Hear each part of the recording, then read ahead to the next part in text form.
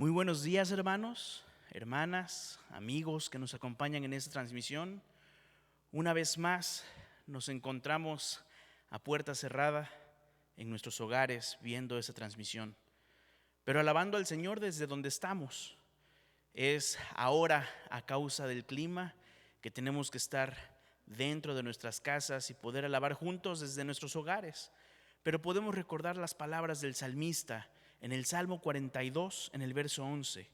¿Por qué te desesperas, alma mía? ¿Y por qué te turbas dentro de mí? Espera en Dios, pues lo he de alabar otra vez. Él es la salvación de mi ser y mi Dios. Y más adelante el salmista escribiría en el 92: bueno es dar gracias al Señor y cantar alabanzas a tu nombre, oh Altísimo. Anunciar por la mañana tu bondad y tu fidelidad por todas las noches. Hermanos, en esta mañana estamos a la distancia, pero reunidos para alabar y cantar salmos a nuestro Dios. Así que ahí en donde está en su hogar, en donde quiera que te encuentres, fuera o dentro de la ciudad, del país, en donde sea que estés, alabemos a este Dios que es el que nos ha traído en esta mañana a alabar su nombre.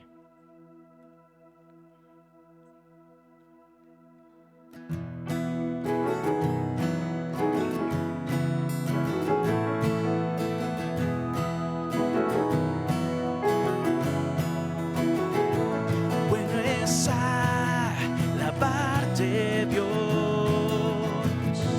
y a tu nombre cantar, oh gran Dios.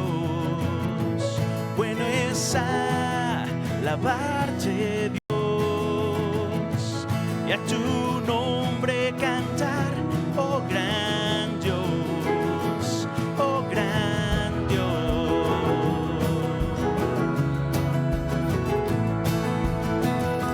No tengas pena, canta ahí desde tu hogar, canta con nosotros. Bueno es alabar, bueno es alabarte, Dios, y a tu nombre cantar, oh gran Dios. Bueno es alabarte, Dios, y a tu nombre cantar, oh gran Dios. Proclamar tu amor en la mañana, también tu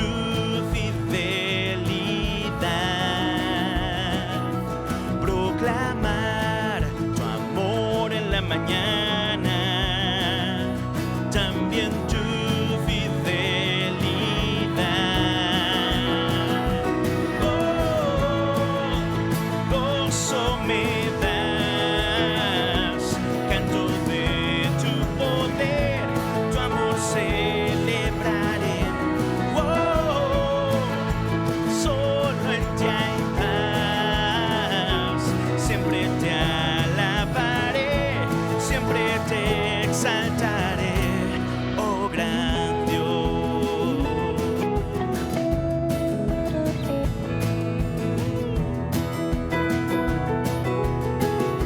Una vez más, bueno es alabarte, Dios, y a tu nombre cantar, oh gran Dios.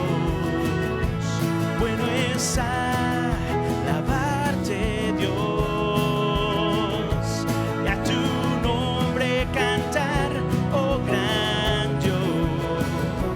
Proclamar tu amor en la mañana, también tu fidelidad. Díselo. Proclamar tu amor en la mañana, también tu fidelidad. Oh, gozo me das, canto de tu poder, tu amor celebraré. Oh,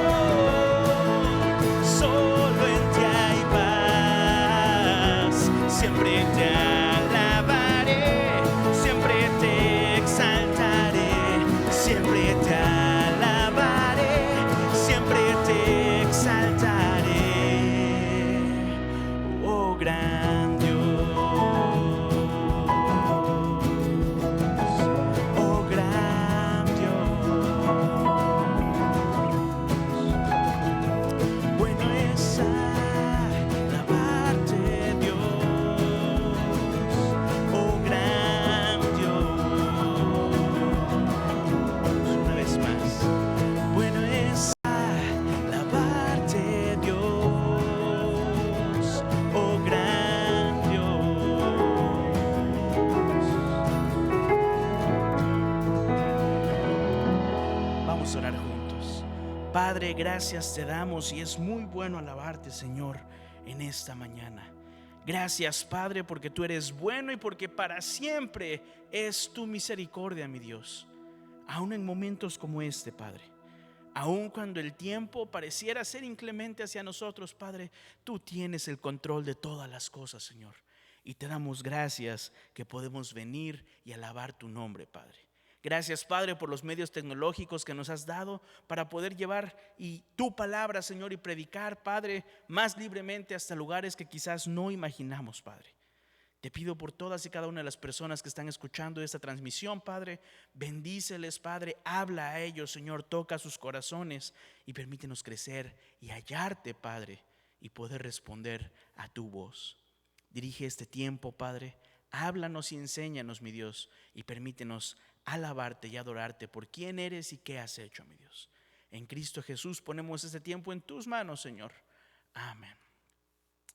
Hermanos, hemos estado repasando la carta a los romanos y ya por algunos domingos hemos visto que en esta carta encontramos una serie de pasajes que, gracias a Dios, Pablo nos dejó para poder recordar cómo es que nosotros, hermanos, hemos sido salvados, cómo es que nosotros podemos responder a esta salvación, pero también Pablo nos dejó una herramienta para poder compartir de esta salvación, compartir de este mensaje. Lo hemos conocido ya por años y está titulado en la pantalla, lo va a ver, lleva el título de El Camino Romano, justamente porque en toda la carta a los romanos va a encontrar estos pasajes. El primero que encontramos está en Romanos 3:23, que ya lo hemos leído algunas veces y va a estar apareciendo en este momento en su pantalla. Y dice que cada persona es pecadora. Romanos 3:23 dice: por cuanto todos pecaron, todos están lejos, no han alcanzado, se quedaron cortos de llegar a la gloria de Dios. Y es la realidad que tenemos que entender. No hemos alcanzado la gloria de Dios. Sin embargo, en la siguiente realidad, en la carta a los romanos, podemos ver que podemos recibir una vida eterna y la podemos recibir como un regalo. Romanos 6:23 dice que la paga del pecado es muerte, o sea, que nuestra muerte tiene un pecado, hay un precio que pagar. Y dice que la dádiva de Dios, el regalo de Dios, lo que nos va a dar libremente, hermanos, es vida eterna en Cristo Jesús, Señor nuestro. El Señor quiere bendecirte y no está buscando precisamente bendecirte a través de posesiones materiales. Dice Romanos que su dádiva es la vida eterna a través de Cristo Jesús. Lo podemos recibir libremente. Y Él nos ha amado. Si recuerdan el primer punto, somos pecadores. El tercer punto, Dios nos ama aún cuando somos pecadores. Dice Romanos 5:8, pero Dios demuestra su amor para con nosotros en que siendo aún pecadores, Cristo murió por nosotros. Hace unos domingos escuchábamos esto. Quizás alguien moriría por un justo, ¿verdad? Quizás alguien quisiera morir por un bueno. Quizás tú pondrías tu vida en peligro por tu familia, quizá por un amigo tuyo. Pero el amor de Dios se demuestra en que siendo pecadores, en que siendo los que lo insultábamos, en que siendo nosotros personas que no queríamos nada con el Señor, Él dio a su Hijo y dio su vida por nosotros. Y la siguiente realidad es que para recibir esta vida eterna necesitamos aceptar a Cristo como nuestro Señor y Salvador. Dice Romanos 10:9 que el que confiesa con su boca a Jesús por Señor y que si crees con tu corazón que Dios le resucitó de entre los muertos, serás salvo. Yo no sé dónde me estás escuchando, yo no sé en qué situación te encuentres, pero yo sé que esta verdad es universal. Que si tú confiesas con tu boca a Jesucristo y crees en tu corazón que el Señor le resucitó de entre los muertos, tú puedes ser salvo. Esta promesa es para ti también que nos estás viendo en esta mañana. Quizás a lo largo de todo este estudio has estado escuchando en Romanos constantemente acerca del pecado y el Señor te está confrontando de ello. Esta promesa es para ti también. Y si ya has creído en ello, hermano, dice Romanos 10:13 que nuestra seguridad de salvación está en Jesús, porque todo aquel que invoca el nombre del Señor será salvo. Todo el que invoca el nombre del Señor será salvo. Él ha roto nuestras cadenas. Él ha quitado nuestro pecado y nos ha dado vida nueva. Nos ha hecho nuevas criaturas y por eso podemos venir y alabar su nombre, porque en Él tenemos libertad.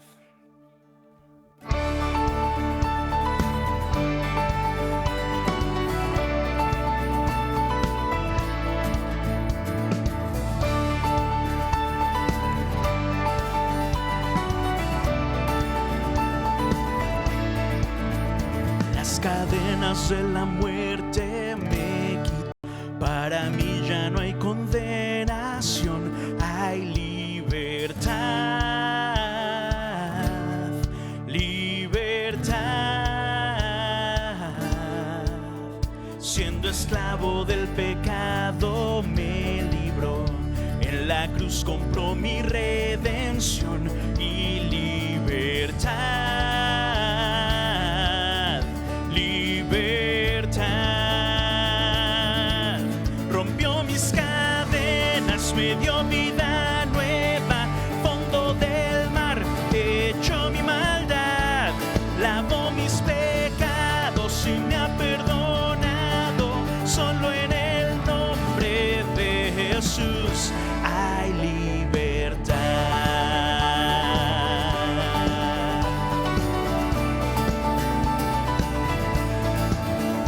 Yo proclamo al que en la cruz por mí murió y cambió mi duro corazón por libertad, libertad. El poder de su evangelio me salvó y no me avergüenzo del Señor, mi libertad, libertad.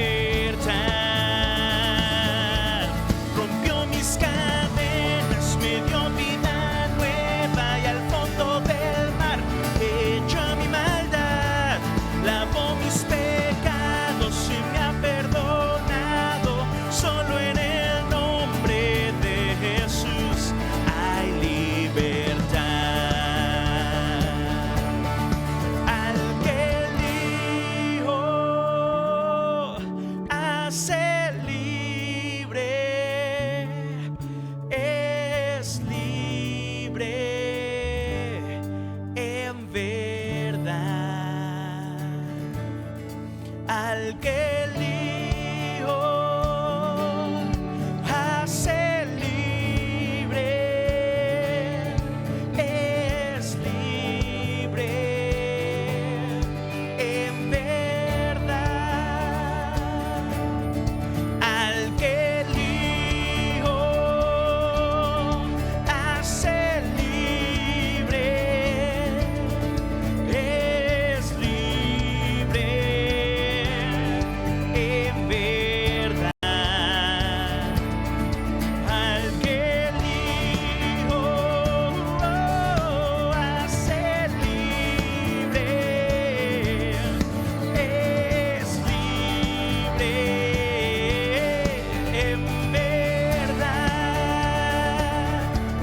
Rompió mis cadenas, me dio vida nueva y al fondo del mar echó mi maldad, lavó mis pecados y me ha perdonado. Solo en el nombre de Jesús rompió mis cadenas, me dio vida nueva y al fondo del mar echó mi maldad, lavó mis pecados y me ha perdonado. Solo en el nombre de Jesús hay libertad.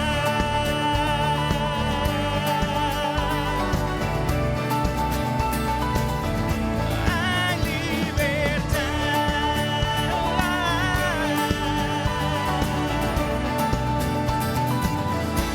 Hay libertad.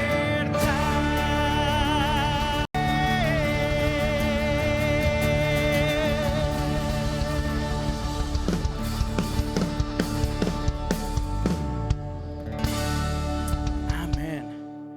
En el nombre de Cristo, hermanos, es que tenemos libertad. y no queremos estar en ningún otro lugar que no sea en Cristo. Así que te invito a que mientras cantamos este último canto, empieces a meditar en la letra de este canto y a preparar tu corazón para escuchar la predicación de la palabra y decir: Señor Jesucristo, fuera de ti no tengo nada. Quiero construir mi vida en ti, Padre, porque tú eres digno, Señor. Tú eres digno, Padre.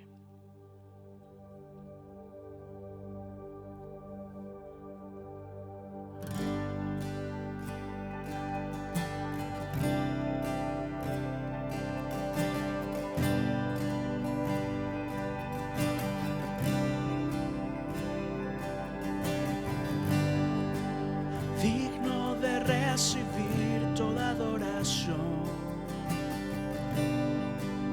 digno de recibir hoy esta canción, digno de entregarte mi corazón, vivo por ti.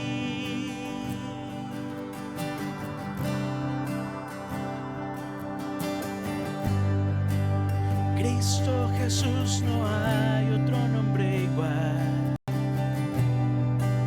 Cristo, no hay nadie más que pueda salvar. Digno de entregarte mi corazón, vivo por ti, vivo por ti. Santo como tú no hay nadie, Dios incomparable, abres tú mis ojos, Cristo. Quiero conocerte más, Dios, ser lleno de ti hoy y llevar tu amor al mundo.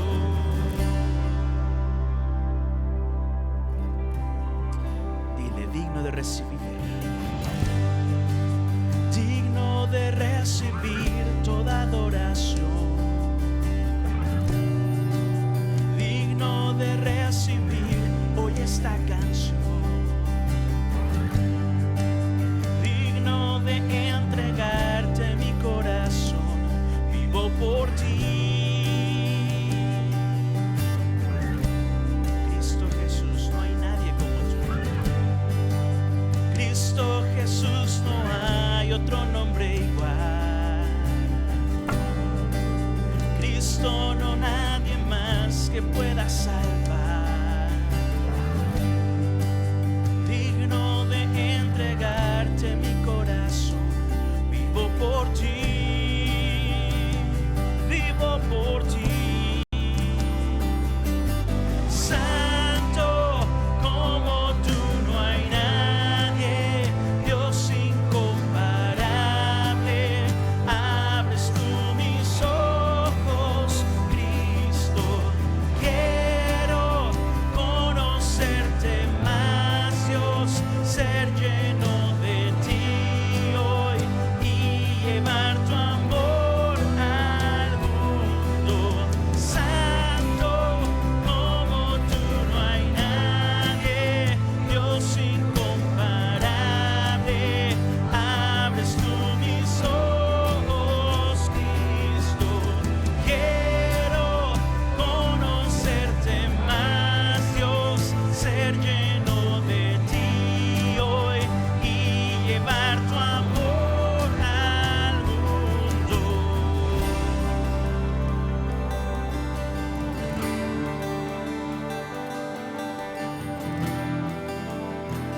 Pídele que te ayude a construir tu vida en Él, que es la roca de tu salvación, de mi salvación.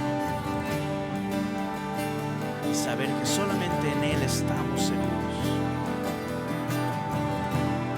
Canta conmigo: construiré mi vida. Construiré mi vida en tu amor y ahí estoy seguro. Mi confianza está en ti, Señor, y no seré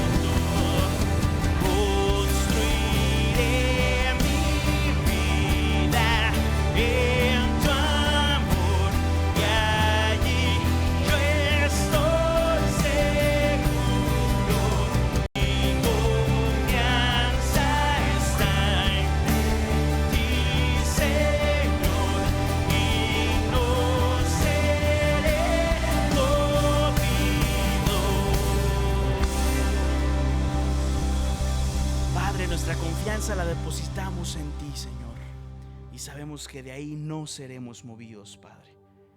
Queremos pedirte que en esta hora nos hables, mi Dios, y que hagas sensibles nuestros corazones y nuestros oídos a tu voz, Señor, a tu palabra.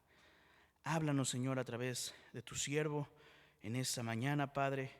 Permítenos escuchar tu voz. Enséñanos, mi Dios. Te lo pedimos en Cristo Jesús. Amén.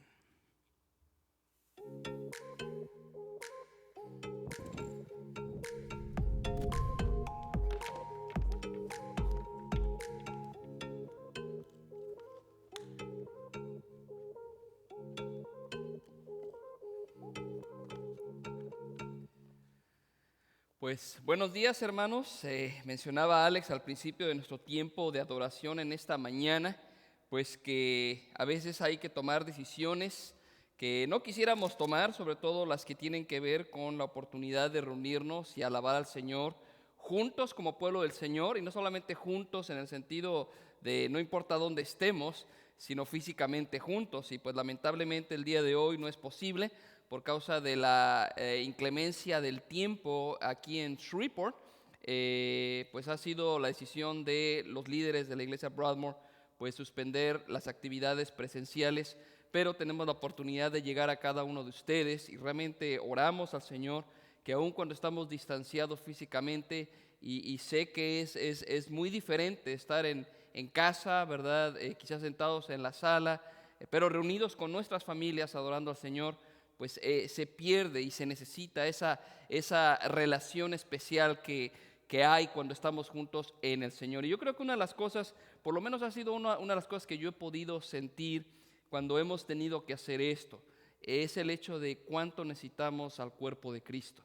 Y no es el hecho tanto de venir a un edificio y cumplir con el ritual semanal, el venir a un lugar físico y simplemente estar aquí por cumplir, sino es realmente el cómo somos edificados cuando somos reunidos. Tuvimos que hacer esto hace poco menos de un año, por varias semanas.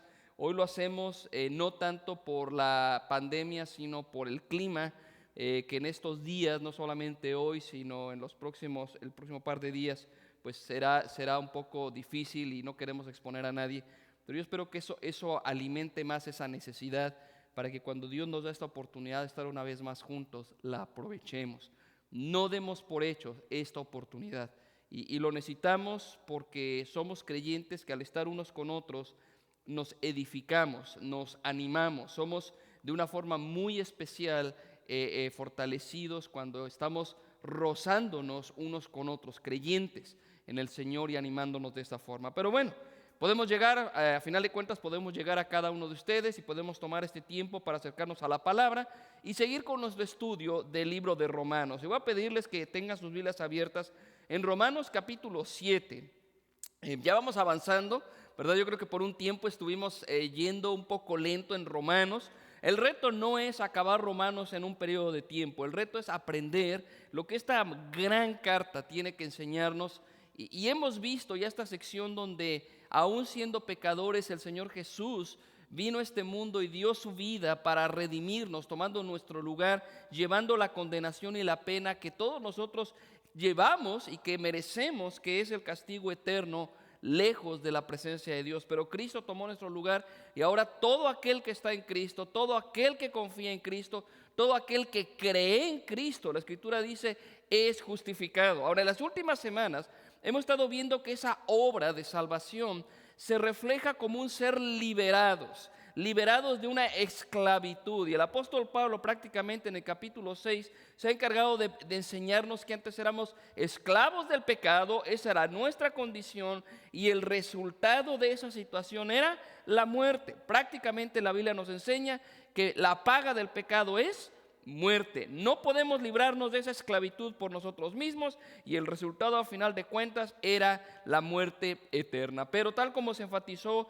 hace unos minutos cuando hacíamos otra vez este recorrido por el camino romano, ¿verdad? Aunque la paga del pecado es muerte, dice la Escritura, la dádiva de Dios, el regalo de Dios es vida eterna en Cristo Jesús. Entonces éramos esclavos La sentencia era la muerte eterna, pero al nacer de nuevo en Cristo y por Cristo somos liberados. Pero la forma en que se expresa esa liberación es morir al pecado. Hemos muerto al pecado, dejamos de ser sus esclavos y nos convertimos entonces en esclavos de la justicia.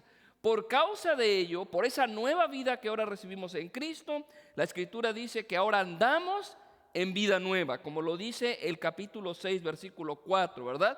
Andamos en una novedad de vida. Y el fruto de ser esclavos de Dios es la santificación. Esto lo dijo el versículo 22 que vimos la semana pasada. Qué interesante, ¿no?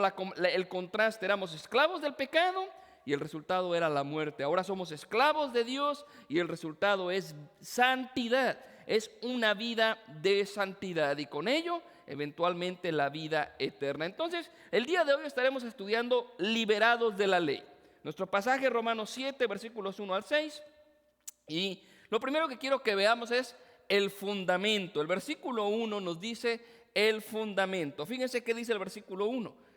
¿Acaso ignoran, hermanos, dice Pablo, pues hablo a los que conocen la ley, que la ley tiene jurisdicción sobre una persona mientras vive? Ok, aquí el apóstol Pablo está estableciendo un fundamento, ¿verdad? Un principio que es importante que nosotros entendamos.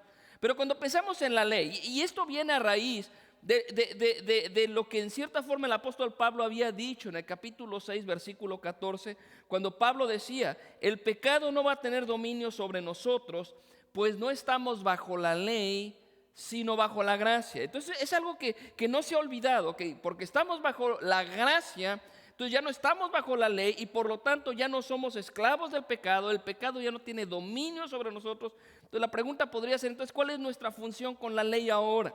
Bueno, lo primero que deja Pablo en este principio y que debe llevarnos a pensar es la ley de Dios. ¿Qué es la ley de Dios? Bueno, la ley de Dios no solamente es esta revelación de la voluntad de Dios.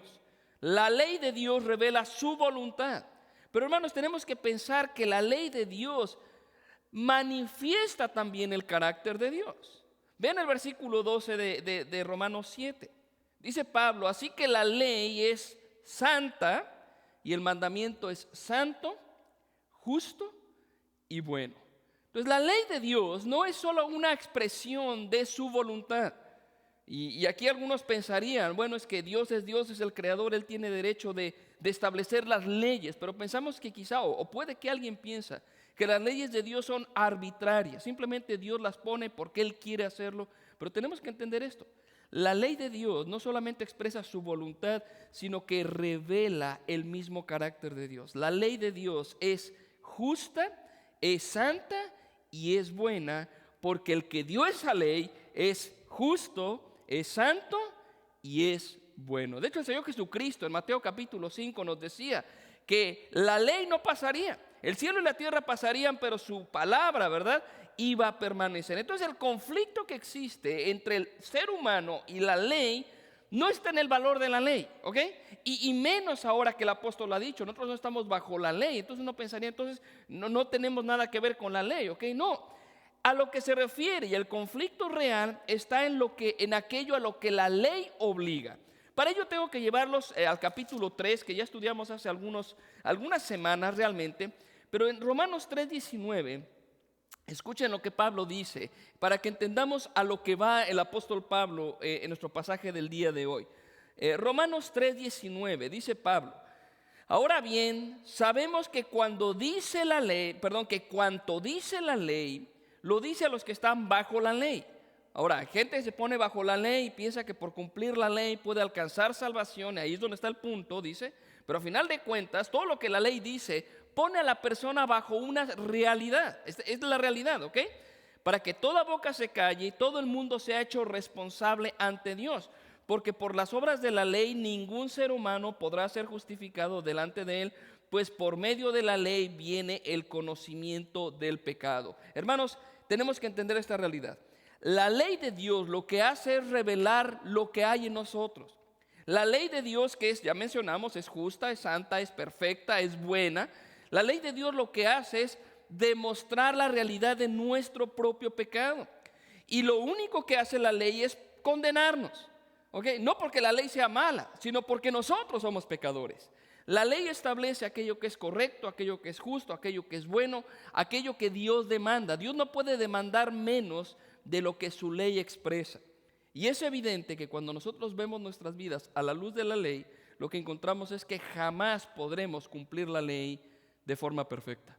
Es más, lo que hace la ley es demostrar cuán mal estamos. Lo que hace la ley es demostrar cuán pecadores somos, y eso automáticamente nos pone bajo su propia sentencia.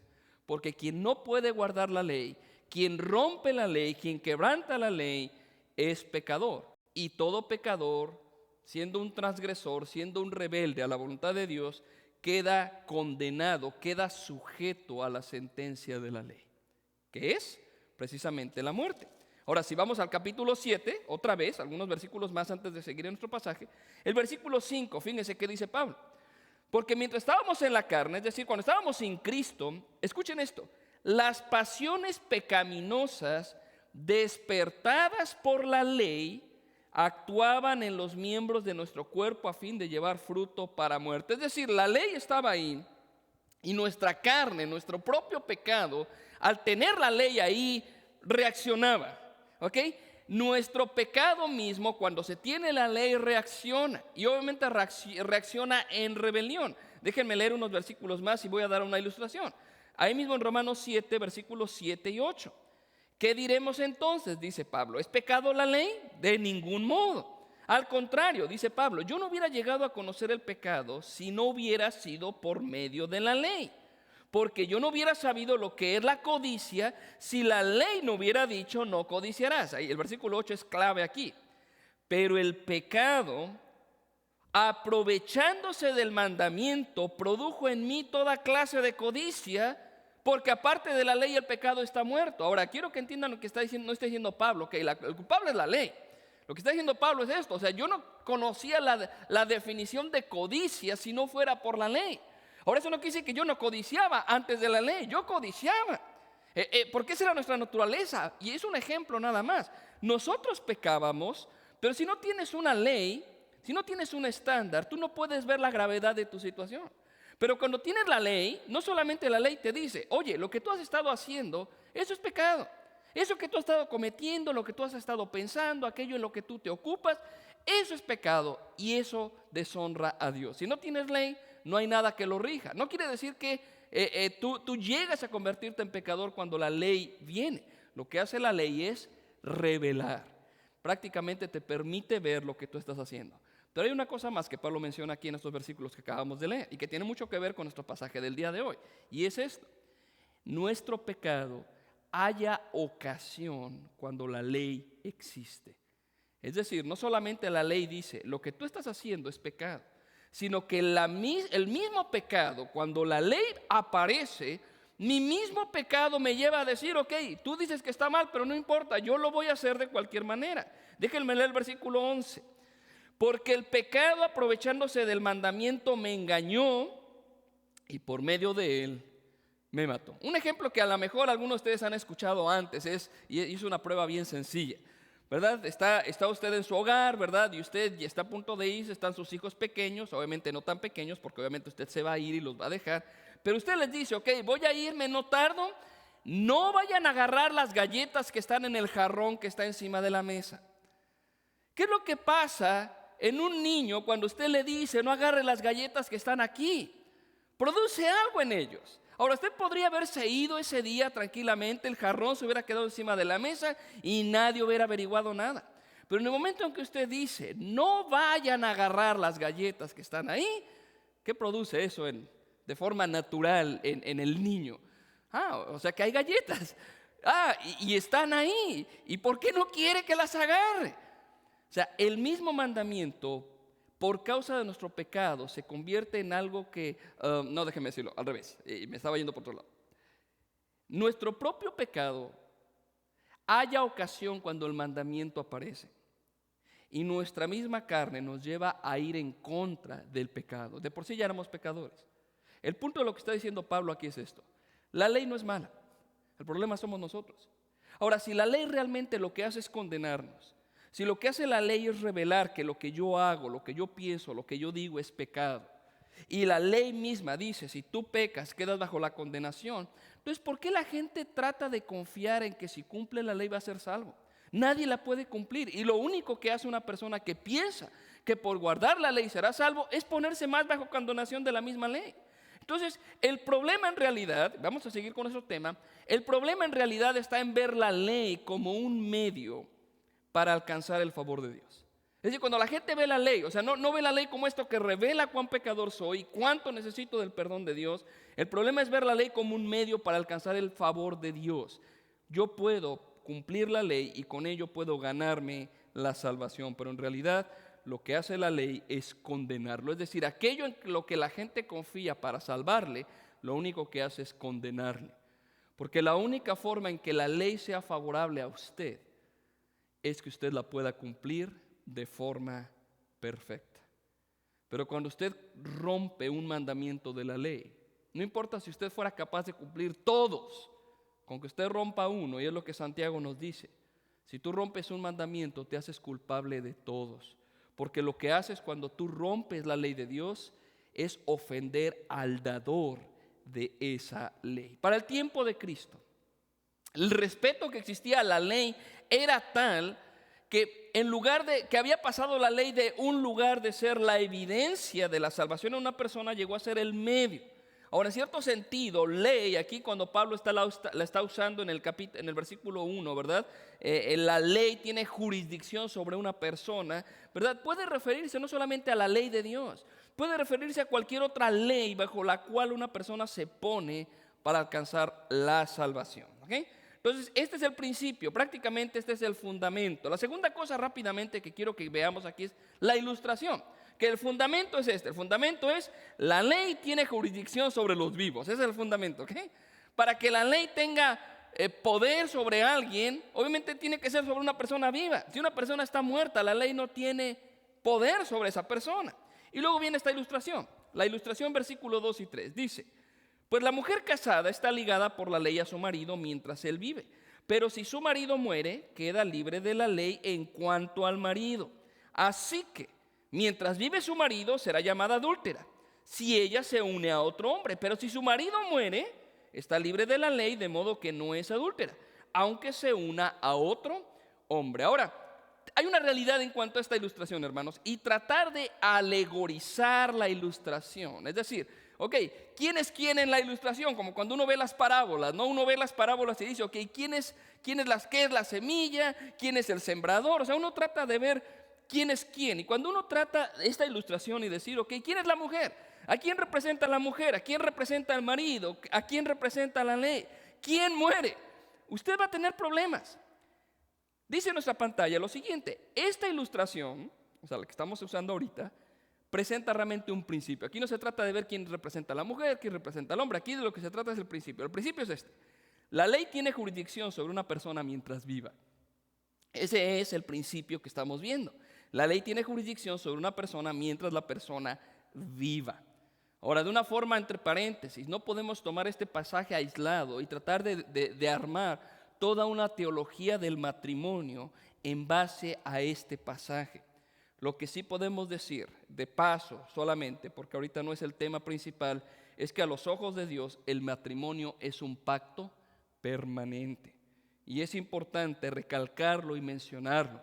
Es la unión permanente entre un hombre y una mujer, porque ese es el diseño eterno y no puedes esperar la bendición de Dios fuera de este parámetro. Pero hablando otra vez, regresando a nuestra ilustración. Las leyes matrimoniales obligan siempre que los dos vivan. Obviamente, mientras los dos vivan hay reglas que hay que cumplir. Ir en contra de esas leyes o esa ley que pone a estas dos personas bajo una relación. O sea, aquí tienes la ley regula la relación de ellas. Cuando uno de ellos muere, obviamente la ley ya no tiene jurisdicción sobre la persona que ha muerto. Por lo tanto, la muerte rompe el vínculo con la ley, la cual sujeta y condena. En este caso, ¿qué está diciendo? Okay, si una mujer, y puede ser al revés también, o sea, el hecho de que Pablo haya hablado de la mujer no quiere decir que al hombre no suceda. Okay, si uno de los dos cónyuges, ¿verdad?, estando en vida, estando sujetos bajo la ley, se une a otra mujer, o en el caso de la mujer a otro hombre, está quedando bajo la sentencia de la ley. Se vuelve una adúltera, ¿verdad? O en el caso del hombre, si ese fuera el caso, ¿verdad? Estando bajo esta ley, se mete con alguien que no es su esposa, se vuelve un adúltero. Entonces, solo la muerte rompe el vínculo legal, ¿verdad?, que le sujeta y le condena. Al morir, la persona queda fuera del alcance y las consecuencias de la ley. Por eso es que usamos ese término hace un rato, ¿verdad? La jurisdicción de la ley. Entonces es el principio que Pablo está diciendo, que el principio es este, ¿ok? La ley solamente puede tener jurisdicción sobre una persona que vive. Y usted dirá, bueno, ok, ¿ahora qué tiene que ver eso con nosotros? La aplicación está en el versículo 4 y 5. Dice Pablo, por tanto, o sea, por causa de este principio de que la ley solamente tiene autoridad sobre la persona viva, entonces, hermanos míos, dice el versículo 4, también a ustedes se les hizo morir a la ley por medio del cuerpo de Cristo. Y ustedes recuerdan que eso ya lo había dicho en el capítulo 6. Nosotros hemos muerto en Cristo. Pero usted dirá, oiga hermano, pero yo recuerdo que lo que Pablo dijo en el capítulo 6 es que habíamos muerto al pecado. Ahora Pablo está diciendo que hemos muerto a la ley, y ahorita voy a explicar un poco esto. Pero bueno, dice, hemos muerto por medio del cuerpo de Cristo para que sean unidos a otro, en este caso a aquel que resucitó entre los muertos, a fin de que llevemos fruto para Dios. Versículo 5. Porque mientras estábamos en la carne, las pasiones pecaminosas despertadas por la ley actuaban en los miembros de nuestro cuerpo a fin de llevar fruto para muerte. Entonces yo quiero que usted veamos, hermanos, cómo Pablo está usando esta comparación, contraste. Está hablando de estar en el pecado y tener fruto de muerte, estar en Cristo, tener fruto para Dios. Ok, este pasaje entonces lo que hace realmente es explicar de una forma más clara el capítulo 6, versículo 14. Y déjenme leerlo otra vez. Porque el pecado no va a tener dominio sobre ustedes, pues no están bajo la ley, sino bajo la gracia. Y otra vez recuerden lo que hemos visto en las últimas semanas. ¿Por qué la ley? ¿Por qué ya no estamos bajo la ley? Bueno, porque hemos muerto al pecado. Y al morir al pecado, al morir en Cristo, la ley ya no tiene ese efecto sobre nosotros, ya no tiene jurisdicción sobre nosotros. La ley ya no nos puede condenar. Porque recuerde que Cristo sufrió la pena legal que usted y yo debíamos. Es decir, Cristo sufrió el castigo que la ley demandaba. Y como yo morí en Cristo, Cristo ahora me da vida. O sea, yo me he unido a Cristo, he muerto en Cristo y ahora en Cristo yo tengo vida. La ley ya no tiene esa facultad sobre mí para condenarme. ¿Ok?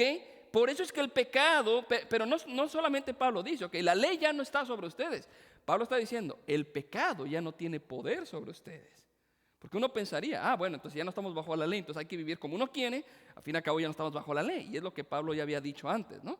Porque vivimos bajo la gracia, no debemos preocuparnos, porque, y algunos pensarían, porque puedes pecar, ¿verdad? Sin problema. No. La ley sentencia al pecador. Ya lo vimos en capítulo 6, 23. La paga del pecado es muerte. Pero por cuanto Cristo llevó esa sentencia, ahora Cristo, en Él, los que hemos muerto al pecado por estar en Cristo, ya no estamos bajo esa ley. Ahora la vida que tenemos es en Cristo, y escúcheme bien, y para Cristo. No solamente vivimos en Cristo, sino ahora nuestra vida es para Cristo, vivimos para Él. De hecho, la idea que Pablo dice en el versículo, si ustedes ven en el versículo 4, por tanto, hermanos míos, también a ustedes se les hizo morir a la ley.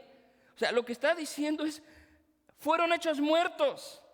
Y nadie se hace muerto por sí mismo. En este sentido, Dios en su gracia, por creer en Cristo, y eso lo dice capítulo 6, versículo 3 al 5, ¿verdad? Que Dios nos hizo morir en Cristo.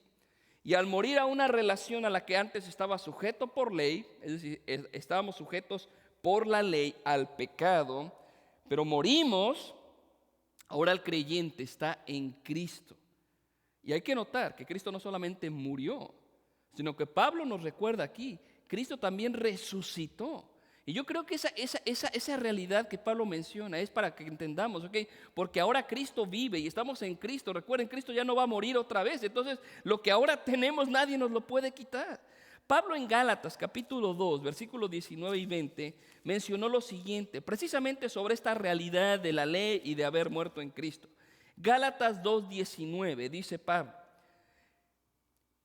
Pues mediante la ley, yo morí a la ley, a fin de vivir para Dios. Con Cristo he sido crucificado y ya no soy yo el que vive, sino que Cristo vive en mí, y la vida que ahora vivo en la carne la vivo por la fe en el Hijo de Dios, el cual me amó y se entregó a sí mismo por mí. Entonces hemos muerto a la ley en Cristo y ahora vivimos para Él. Ahora, si vemos estos versículos, regresando a Romanos capítulo 7, versículos 4 y 5, hay 5 características de la antigua vida, de la vida vieja. Primero, estábamos en la carne. Es lo que dice ahí, ¿verdad? Dice la Escritura que nosotros estábamos en la carne. Versículo 5, mientras estábamos en la carne. Ahora, eso habla de nuestra humanidad no regenerada. Es decir, cuando nosotros no conocíamos al Señor, cuando estábamos sin Cristo, estábamos en la carne. Estar en la carne significa vivir bajo los principios de este mundo, los principios terrenales. También la Escritura dice que nosotros vivíamos de acuerdo a las pasiones pecaminosas, versículo 5.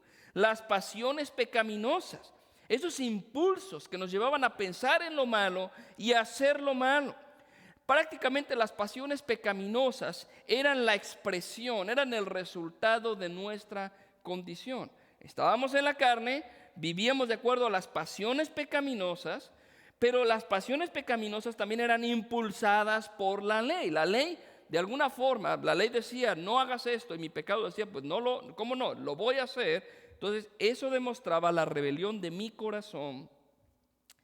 Pero algo que Pablo menciona también aquí es que esa vida, ese vivir en la carne, ese vivir de acuerdo a las pasiones pecaminosas, se llevaba a cabo en nuestros miembros, con nuestro cuerpo. Nuestro cuerpo era el instrumento a través del cual nosotros reflejábamos nuestra pecaminosidad, nuestras pasiones y nuestra carnalidad. Y a final de cuentas, toda esta serie de evidencias o características de la vida vieja llevan a un resultado. Y lo que dice al final del versículo 5 es ¿verdad? Era o llevaba fruto para muerte. Esa era la realidad. Y no solamente la muerte física, sino especialmente la muerte eterna. Vivir sin Cristo, vivir en el pecado, no importa cuánto usted piense que se está portando bien, no importa cuánto usted piensa que está cumpliendo la ley, vivir sin Cristo tiene como resultado la muerte eterna. Y otra vez recuerden, Romanos 6:23, porque la paga del pecado es muerte. Esa es la condena. Pero ¿cuál es el resultado de haber sido librados de la ley? ¿Cuál es el resultado? Versículo 6. Pero ahora, fíjense, o sea, cómo hace la transición el apóstol Pablo. Él describe lo que éramos, cómo estábamos, cuál era nuestra condición, pero ahora, y es algo que usted tiene que pensar, si usted ha dado su vida a Cristo, ahora usted ya funciona en base a esa realidad, pero ahora, yo era esto, esta era mi realidad, esta era mi condición y este era mi destino, pero ahora, ese es el punto. Dice la Escritura, hemos quedado libres de la ley, habiendo muerto aquello que nos ataba. O sea, morimos al pecado y quedamos automáticamente fuera de la jurisdicción de la condena de la ley, ¿ok? Somos libres, y es de lo que cantábamos ahorita. Cuando el Hijo hace libre, cuando el Hijo libera, realmente somos libres, ¿ok? Pero noten, habiendo muerto aquello que nos ataba, de modo que sirvamos en la novedad del Espíritu, dice la versión que estoy leyendo, y no en el arcaísmo de la letra, o no en el aspecto externo de la letra. Entonces ha habido un cambio. Déjeme decirlo de esta forma. Porque Cristo pagó la deuda, en Él morimos al pecado, y así nos libra de las obligaciones y las condenas que había bajo la ley de Dios. O sea, eso es lo que merecíamos. Estábamos sujetos a ese castigo, pero en Cristo hemos sido librados. Gálatas 3:13 dice lo siguiente: Cristo nos redimió de la maldición de la ley. Ahora, no porque la ley fuera maldición, sino el hecho es aquella maldición que venía como consecuencia porque la ley lo dictaba. Escucha otra vez. Cristo nos redimió de la maldición de la ley, habiéndose él mismo hecho maldición por nosotros. Porque está escrito, maldito todo el que cuelga de un madero. ¿Ok? ¿Cómo fuimos librados de la maldición de la ley? Cristo llevó el castigo de esa maldición en él mismo. Él muere por nosotros. Por lo tanto, dice así la pantalla, la libertad de la ley Por lo tanto, no significa libertad para pecar. Ya eso lo vimos 2 veces en Romanos 6, ¿verdad? Pecaremos para que la gracia abunde. Pecaremos porque no estamos bajo la ley. La respuesta es no. La libertad de la ley no significa libertad para pecar. La libertad que tenemos en Cristo es para hacer lo que es justo. Déjenme decirlo de esta manera, hermanos. La libertad que ahora tenemos no solamente nos dice que el cristiano es capaz de hacer lo correcto, sino que el cristiano hará lo que es correcto. Déjenme decirlo otra vez. La libertad de la que ahora gozamos no solamente describe que el cristiano es capaz de hacer lo correcto, sino está describiendo que el cristiano va a hacer lo que es correcto. O sea, aquí no hay un punto que ya soy salvo, ahora que sigue. Bueno, si tú quieres, vive bien para el Señor, vive en justicia. Pero si no quieres, no hay problema, ya eres salvo, no te preocupes. No. La libertad en Cristo nos enseña esto. Es lo que está diciendo el versículo 6, ¿verdad? Fuimos librados, hemos muerto aquello que nos ataba a fin de que vivamos en el Espíritu. Ese es el punto. Vivimos para Él. Por haber sido librados de la ley, ahora el cristiano servirá en la novedad del Espíritu. Es decir, bajo la ley del Espíritu. Es interesante porque la versión Reina Valera 60 que hemos usado por mucho tiempo dice que estamos bajo un nuevo régimen. Estamos bajo un nuevo gobierno. Ok, cuando usted piensa en el gobierno en el que usted estaba, bajo la ley, usted estaba sentenciado y perdía, usted moría. Ese era el castigo. Pero ahora estamos en un nuevo régimen, estamos en un nuevo gobierno y vivimos en la vida que el Espíritu nos da. Vivimos ahora guiados por Él. Andamos conforme al Espíritu, como lo va a decir Pablo en el capítulo 8, versículo 1 y 2. Por tanto, ahora no hay condenación para los que están en Cristo. ¿Quiénes son los que están en Cristo? Los que no andan conforme a la carne, sino andan conforme al Espíritu. Porque la ley, noten ahí, la ley del Espíritu, no está diciendo, ya no tienes ley, no te preocupes, no. La ley del Espíritu de vida en Cristo Jesús te ha librado de la ley del pecado y de la muerte. Por lo tanto, ahora andamos conforme al Espíritu. La presencia del Espíritu en nosotros como hijos suyos nos capacita para poder guardar su ley. Antes, sin Cristo, tratar de servir bajo la letra de la ley solo traía condenación.